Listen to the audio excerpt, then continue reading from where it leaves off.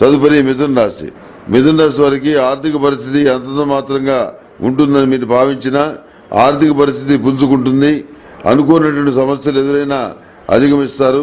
మిత్రుల నుండి సహాయ సహకారాలు పొందుతారు. బాధ్యతలు పెరిగినా సమర్థవంతంగా నిర్వహిస్తారు. నల్ల ఒత్తులు అష్టమూలికా తైలంతో నిత్య దీపారాధన చేయటం వలన సమస్యలు కొంతవరకు తీరుతాయి. పెట్టుబడులలో తొందరపాటు నిర్ణయాలు వద్దు. దూర ప్రాంతాల నుండి వచ్చిన వార్త ఆనందం కలిగిస్తుంది. ప్రయాణాల్లో నిదానం అవసరం. వివాదాలకు కోపతాపాలకు దూరంగా ఉండండి. నూతన వస్త్రాలు ఆహ్వానాలు అందుతాయి.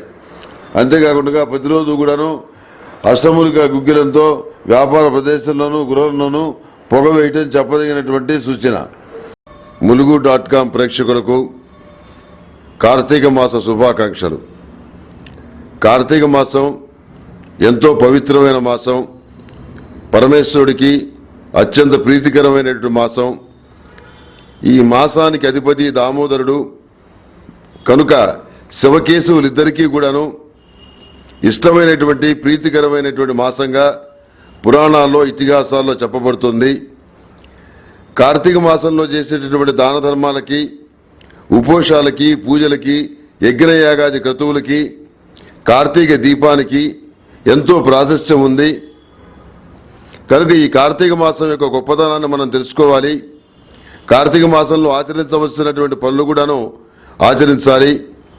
ఈ కార్తీక మాసంలోనే పవిత్రమైనటువంటి అయ్యప్ప దీక్షా కార్యక్రమాలు కూడా వేగవంతంగా జరుగుతూ ఉంటాయి. లక్షలాది మంది, కోట్లాది మంది అయ్యప్ప దీక్ష తీసుకోవడం అనేది కూడాను ఈ కార్తీక మాసంలోనే జరుగుతుంది. ఈ కార్తీక మాసంలో చేసేటటువంటి ప్రతి కార్యక్రమానికి కూడాను మంచి ఫలితాలు సంప్రాప్తిస్తాయి. కోటి జన్మార్జితై పుణ్యై శివే భక్తి ప్రజాయితే అన్నారు, రుద్ర సంహితలో చెప్పారు. అంటే కోటి జన్మలయందు మానవుడు చేసుకున్న పుణ్యఫలమే కోటిన్న ఒకటో జన్మలో శివభక్తి ఏర్పడుతోంది అని. అటువంటి గొప్ప శివభక్తిని కలిగిన వారు చాలా చాలా అదృష్టవంతులు. ఈ కార్తీక మాసం యొక్క ప్రాశస్త్యం వేదాల్లో కూడా చాలా స్పష్టంగా చెప్పబడింది. నా కార్తీకో సమో మాస నచ దైవం శివాత్పరం నచ వేదం సమం శాస్త్రం నతీర్థం గంగాయా సమాన.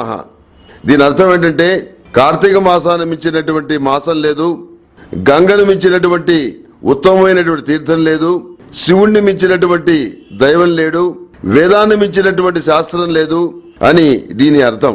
ఈ కార్తీక మాసంలో నా ఆధ్వర్యంలో సేవాగమనం చదువుకున్న వేద పండితుల మధ్య డిసెంబర్ 8వ తారీఖు నాడు మహాపాశుపత హోమం జరుగుతుంది. ఈ హోమం చేయటం వల్ల అనేక రకాలైనటువంటి శుభప్రదమైన ఫలితాలు సంప్రాప్తిస్తాయి.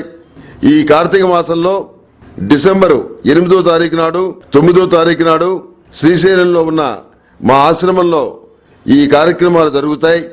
8వ తారీఖు నాడు మహాపాశుపత హోమం, 9వ తారీఖు నాడు అమృత మహాపాశుపత హోమం జరుగుతుంది.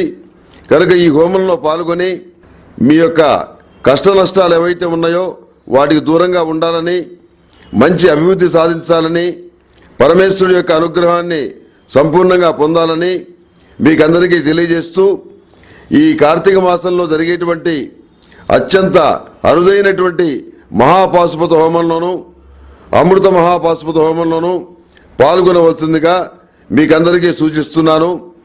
సర్వే జనా సుఖినో భవంతు. ఓం శాంతి శాంతి శాంతి.